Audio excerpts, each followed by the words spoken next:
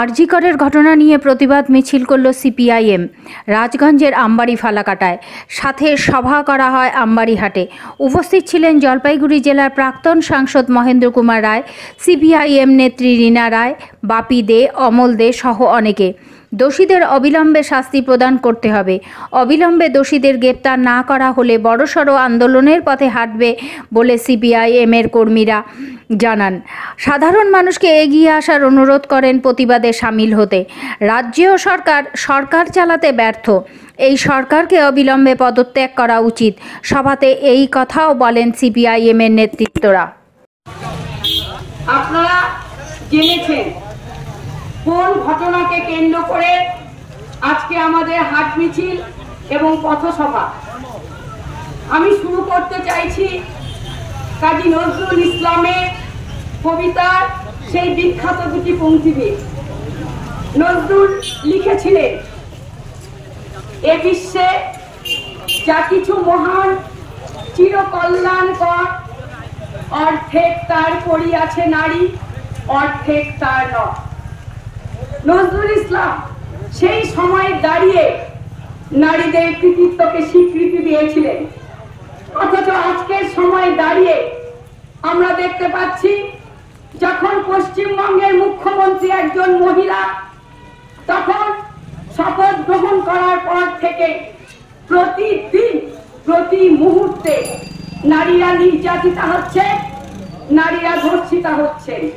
না, আরজি করের ঘটনা কোনো বিচ্ছিন্ন ঘটনা নয়, কোনো বিচ্ছিন্ন অপরাধ নয়। প্রতিদিন ঘটে চলছে নারীদের প্রতি এই ধরনের অমানবিক নির্মম অত্যাচার। কিন্তু সব ঘটনাকেই ছাড়িয়ে গেল আরজি করের ঘটনা। ঘটনার নৃশংসতায়, নির্মমতায়, কদর্যতায় সমস্ত রাজ্যবাসী শিউরে উঠল, সমগ্র ভারতবর্ষের মানুষ স্তব্ধ হয়ে উঠল। কি অপরাধ ছিল সেই মহিলা চিকিৎসকের?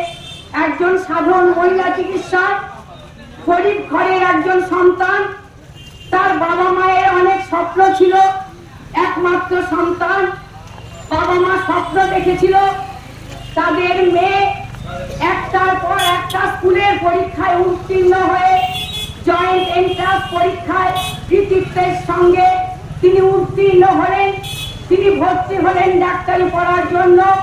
তার গরিব মা বাবা তাদের সমস্ত সম্পদ খরচ করলেন তার মেয়ের পেছনে। সরকারের টাকা খরচ করা হলো, তিনি একজন ডাক্তার হিসাবে স্বীকৃতি পেলেন, একজন গুরুত্বপূর্ণ বিভাগের ডাক্তার। যেখানে শ্বাসকষ্ট জনিত রোগীরা ভর্তি হয় সেই বিভাগে তিনি চিকিৎসক হিসাবে তিনি নিযুক্ত হলেন। অসংখ্য মানুষ রোগ যন্ত্রণার হাত থেকে মুক্তি পেত সেই ডক্টরের হাত ধরে। সারা দিন ধরে অক্লান্ত পরিশ্রম করেছিলেন সেই দিনটিতে। একটার পর একটা রোগী তিনি দেখেছিলেন, অবকাশ ছিল না তার বিশ্রাম নেবার।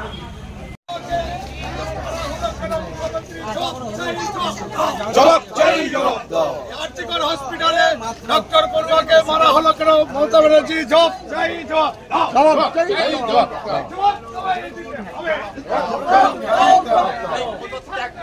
নাটক করা হচ্ছে কেন? মুখ্যমন্ত্রী মমতা ব্যানার্জি জবাব দাও।